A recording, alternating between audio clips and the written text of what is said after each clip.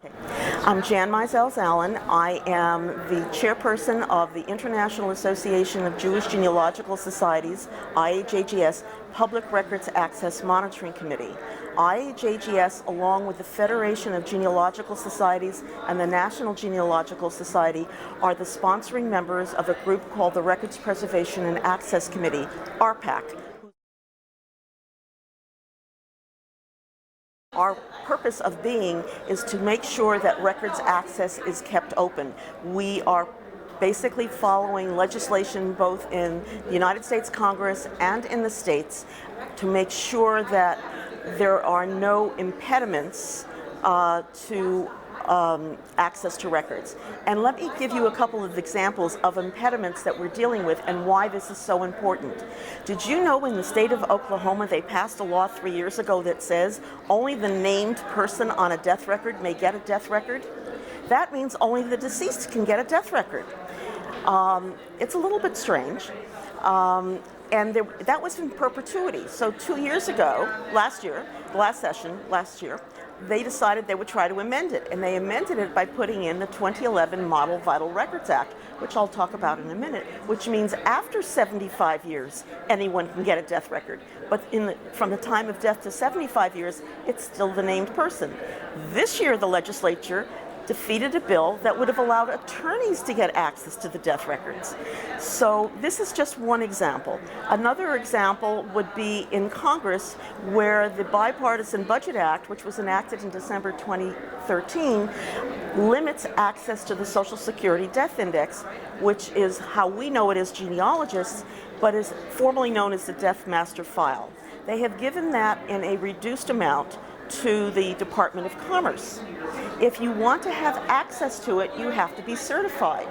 The original certification fee was $200. Now the proposed regulations are $400. And then on top of that, a single user would have to pay $995 a year to get that. And if you were multiple users, like a genealogical organization, it would be substantially higher.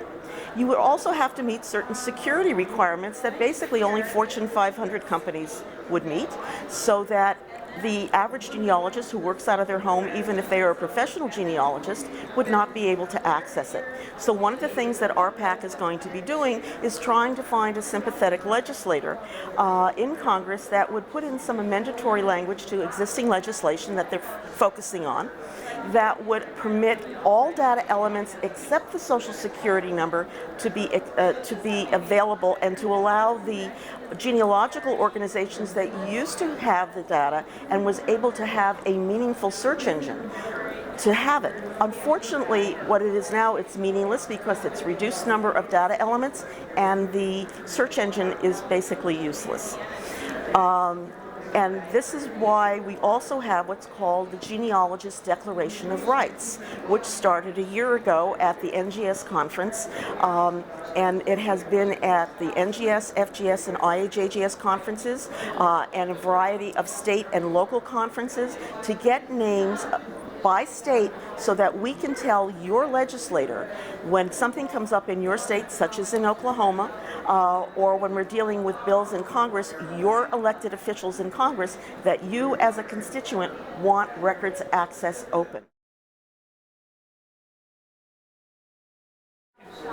In addition to being able to sign a declaration either at one of the national conferences, we are able to provide you the forms to your genealogical society. If you contact Jan Alpert at AOL.com, she'll be very happy to send it to you. There's a copy of the declaration online so you can read it. And of course, if you contact Jan Alpert at the email address I gave you, we'd be very happy to send you the forms to your society with copies of the declaration for your members. Thank you.